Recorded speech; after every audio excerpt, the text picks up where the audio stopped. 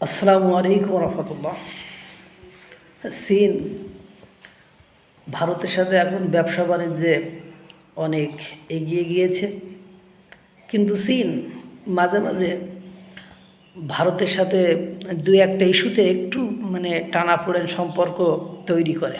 এতে করে প্রতিবেশী অনেক রাষ্ট্র অর্থাৎ পাকিস্তান, বাংলাদেশ এরা মনে করে চীনের সাথে ভারতের শত্রুতা এবার বলে লাগলো, এই বুঝি যুদ্ধ লাগলো, এই ভেবে সব সম্পর্ক, চুক্তি, অস্ত্র কেনা সহ সব কিছুতে একেবারে চীনরে ভালোবেসে ফেলে। কিন্তু দিন শেষে যে চীন নিজের ব্যবসা ছাড়া আর কিছুই বোঝে না। আপনারা জানেন, যখনই শুল্ক আরোপ করছে ডোনাল্ড ট্রাম্প চীন এবং ভারতের উপরে, তখন থেকেই তাদের সাথে সম্পর্কটা এত গভীর হয়েছে যে দুই দেশই একে অপরের সাথে অবাধ ব্যবসা বাণিজ্য করে যাচ্ছে। ভারত থেকে কাঁচামাল, ইলেকট্রনিক্স এগুলো পর্যাপ্ত পরিমাণ আমদানি করে চীন। এখন অনেক কোম্পানি আছে যে কোম্পানিগুলো ভারতের রপ্তানির উপরেই নির্ভর করে। যাই হোক, আপনারা জানেন এর আগে কিছুদিন আগে অরুণাচলকে চীনের অংশ হিসেবে চীন দাবি করেছিল। দাবি তো করতেই পারে, কারণ দাবি করলেই তো তার আর হয়ে যাবে না। ওটা তো পেছনে যুক্তি থাকা লাগবে, কারণ থাকা লাগবে, এবং ওটা তো এখন পুরোপুরি নিয়ন্ত্রণে রয়েছে ভারতের। সুতরাং তার কাছ থেকে তো আবার ছিনিয়ে নিতে হবে।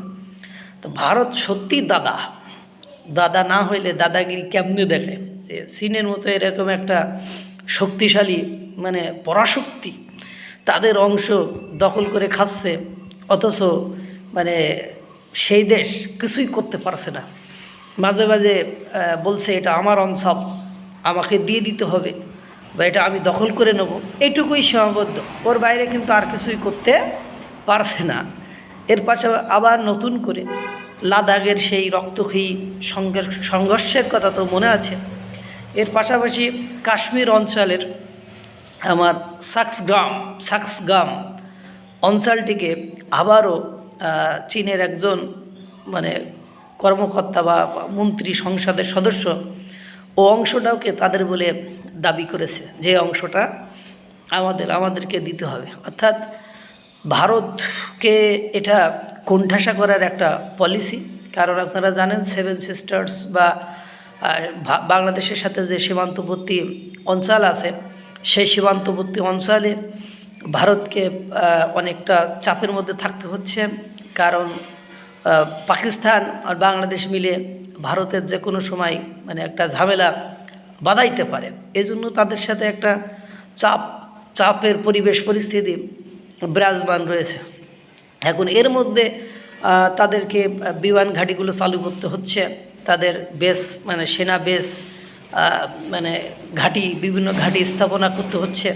তারা পুরো প্রস্তুতি নিয়ে রাখছে, তেড়া বেড়া করলেই বাংলাদেশকে আর কি ঘাড় মটকাবে, এরকম একটা পরিস্থিতি। এর মধ্যে পাকিস্তান দেখেন, পাকিস্তান আবার সীমান্তবর্তী এলাকায় ড্রোন পাঠাচ্ছে, এবং স্যাটেলাইট দিয়ে বা ওদিকে ভারত তাদের প্রযুক্তি দিয়ে একটা জিনিস আইডেন্টিফাই করেছে যে তারা সীমান্তবর্তী এলাকায় বেশ কিছু জঙ্গি ঘাঁটি স্থাপন করেছে, এবং এই জঙ্গি ঘাঁটিগুলোকে আইডেন্টিফাই করে ভারত বলে দিয়েছে যে এই 8টা না 9টা জঙ্গি ঘাঁটিকে আমরা টার্গেট করেছি, এখনও যদি ঠিক না হও তো যে কোনো সময় আমরা ওই জায়গায় হিট করতে পারি। ঠিক সেই সময় আবার চীন সাক্সগাম অঞ্চলটিকে নিজেদের বলে দাবি করছে। নিজেদের বলে দাবি করলেই তো আর হবে না। এর আগে অরুণাচলকে নিজেদের বলে দাবি করেছে, তো কী হয়েছে? অরুণাচলকে কি নিতে পারছে, বা অরুণাচলের ধারে কাছে কি যেতে পারছে? হ্যাঁ, এখন চীন আছে বহু বিপদে। অর্থাৎ ভারত যদি কোনো কারণে ডোনাল্ড ট্রাম্পের সাথে একত্রিত হয়ে বা কোয়াডের ওইটাকে যদি কার্যকর করে, বা আর চীনের সবচেয়ে বড় শত্রু এশিয়া মহাদেশে হলো ভারত, সে যদি একটু এদিক প্লাস মাইনাস করে ফেলে, তাহলে চীনকে যে পরাশক্তি, আর আপনারা জানেন চীন এই মুহূর্তে ভারতের সাথে একটু ঝামেলা তো করবেই, কারণ ইতিমধ্যে তারা বিমান বাহিনীতে 3rd পজিশনে ছিল, সেটা এখন 4th পজিশনে, চতুর্থ পজিশনে চলে গিয়েছে। আর সেই জায়গাটা ঠিক আপনার ভারত দখল করে নিয়েছে।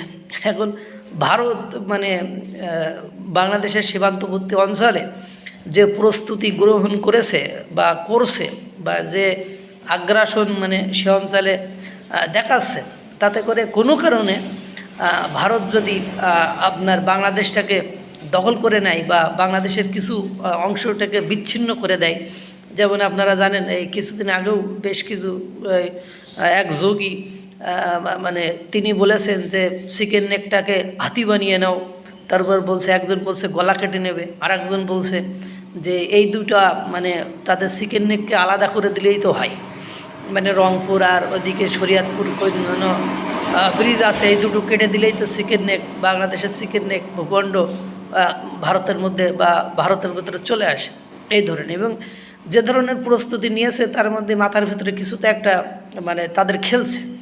সব কিছু মিলে চীন আছে বিপদে। এখন চীনের এই বিপদ হলো যে কোনো সময় ভারত বাংলাদেশকে নিয়ে একটা গুলুজুলু বাঁধাইতে পারে। আর চীনের প্রচুর ইনভেস্টমেন্ট আছে বাংলাদেশে, সেটাও আপনারা জানেন। পাশাপাশি আপনার পাকিস্তান তো আছেই, পাকিস্তান আছে মহাবিপদে, তারা অভ্যন্তরীণ বিপদ থেকেই মানে বের হতে পারছে না। এখন চীন, বাংলাদেশ এবং পাকিস্তান এই 3টা রাষ্ট্র মিলে বাংলাদেশকে ভারতকে সবসময় একটা উত্তেজনাকর পরিবেশ পরিস্থিতি রাখার চেষ্টা করেছে, যাতে করে ভারত যেভাবে মনে করেন জিডিপি বলেন, মূল্যস্ফীতি বলেন, সামরিক বলেন, মানে সব ক্ষেত্রে যেভাবে একেবারে দ্রুত গতিতে এগিয়ে যাচ্ছে, সেই এগিয়ে যাওয়াটা বন্ধ করা যায়। এই জন্য দেখেন মাঝে মাঝে এই যে উলফার 7 সিস্টার্স আলাদা করে দেবে, স্বাধীন করে দেবে, এ করবে তা করবে, এ বাংলাদেশকে যেমন বাংলাদেশ থেকে যেমন হুমকি দামকি দেওয়া হয়। আপনি আর একটা জিনিস বুঝবেন, বর্তমান যে সরকার বাংলাদেশে আছে, এই সরকার থাকাকালীন অবস্থায় 800 কয়টি মানে মিটিং সিটিং করেছে চীনের কর্তৃপক্ষ, রাজনীতিবিদ, মানে বিভিন্ন পক্ষ থেকে করা হয়েছে। সেখানে বাংলাদেশ আপনার পাকিস্তানও এরকম 1-150 করে ফেলছে। সেখানে ভারতের সাথে মিটিং সিটিং হইলে হাতে গোনা 8টা-10টি মিটিং সিটিং হয়েছে। অর্থাৎ আপনারা বুঝতেই পারছেন তারা 3টা দেশ মিলে মানে দাদা, মানে ভারত যে দাদা, সেই দাদাকে একটা চাপের মধ্যে রাখতে চায়। মানে তাদের পলিসির এখন অন্যতম মাথা ঘামানোর বা মাথা মানে ঘামানোর অন্যতম একটা ইস্যু বা কারণ হলো যে এনিহাও ভারতকে একটা উত্তেজনাকর, একটা বিব্রতকর পরিবেশ পরিস্থিতিটা রাখতে হবে। নাহলে ভারত যেভাবে রাশিয়া, ইসরায়েল এবং ইতালি, ফ্রান্স এদেরকে নিয়ে যেভাবে মানে বিদ্যুতের গতিতে এগিয়ে যাচ্ছে এবং সব সেক্টরে মানে সবাইকে মানে যেভাবে পজিটিভলি টপকিয়ে যাচ্ছে, এবং তার দেশের জনগণ মানে কতটা সুখ এবং স্বাচ্ছন্দ্যে আছেন, যে মূল্যস্ফীতি কম মানে তাদের খাওয়া পড়ার কোনো অভাব নেই। এবং ডোনাল্ড ট্রাম্পের মতো একটা দেশকেও তারা তোয়াক্কা করছে না, তারা তাদের চিরশত্রু পাকিস্তানকে পাত্তা দিচ্ছে না।